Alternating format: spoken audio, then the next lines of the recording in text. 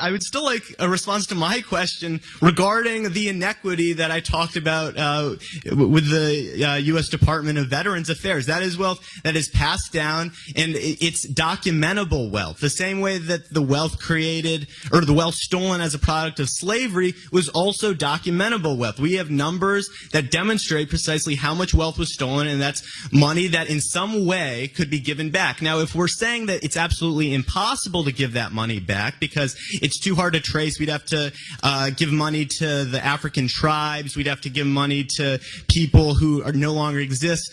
That's absolutely fine, but we have to understand that we haven't really come to terms with that injustice that's been perpetrated, and if we are admitting that no one is perfectly entitled to absolutely everything that their ancestors had stolen from them, then we also have to accept that there are people today who benefit from the fact that their parents and grandparents profited from this immoral system. And the way to deal with that is with a social safety net that enables everyone to thrive. I'll leave you there. Yes. Well,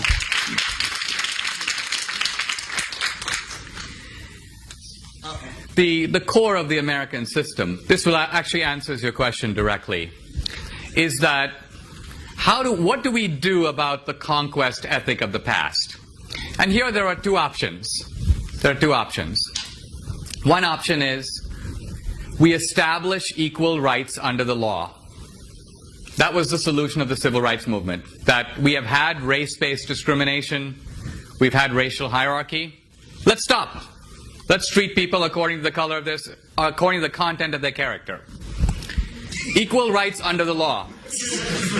Equal rights under the law.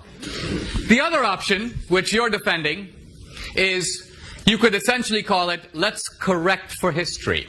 Let's correct for history. Let's try to find out who are the people in possession of stolen goods, and let's return it. Now, the first thing I'm trying to say is, this is a hugely controversial principle because it actually involves wrecking the freedom of a free society. You basically have to put it frankly, if we were to carry that out, go into people's homes and take their stuff. Take their furniture, take their cars. You don't seem to have even the guts to do that. You don't have the moral self-confidence to do it yourself.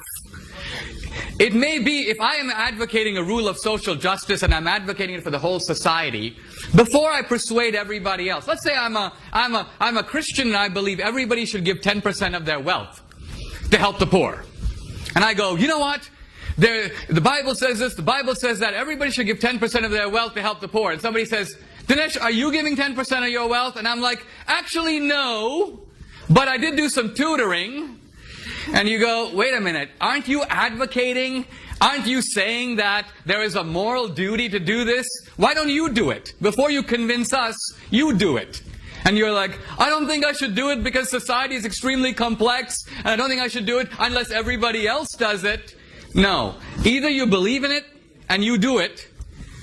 Once you've done it, you might impress us. And then you might convince the rest of us that our wealth is also ill-gotten. But you can't do it. And I'm not trying to indict everybody of hypocrisy, only you.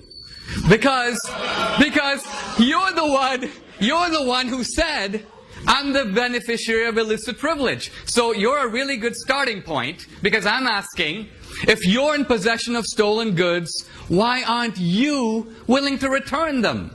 So that's why fundamentally I see your charity. You know, during the Civil War, there was a guy who goes, I'm very happy to give, I've given 3 cousins to the war and I'm ready to sacrifice my wife's brother. That's basically your ethics. You're willing to have social justice if other people pay, but you're not willing to pay. So that's the problem. And that's the problem with the progressivism that marches behind social justice while protecting its own privileges. You know how you said, we all have to survive. Really? You have to be at Amherst to survive? You don't have to be at Amherst to survive. You have to be at Amherst to benefit. You have to be at Amherst because you're getting opportunities at this college that many other people are not getting. So if you say you believe in equal opportunity, you're a hypocrite. Because you are taking advantage of opportunities unavailable to others. But for you, this hypocrisy is fully justified because you are militating on behalf of the poor. But if you are against privilege, this college is privilege. So there's a glaring hypocrisy, and you will never turn your moral mirror on yourself to say, what am I doing about it? That's my point. For you, society should act before you do, to enforce your moral code. Let's take a couple more questions.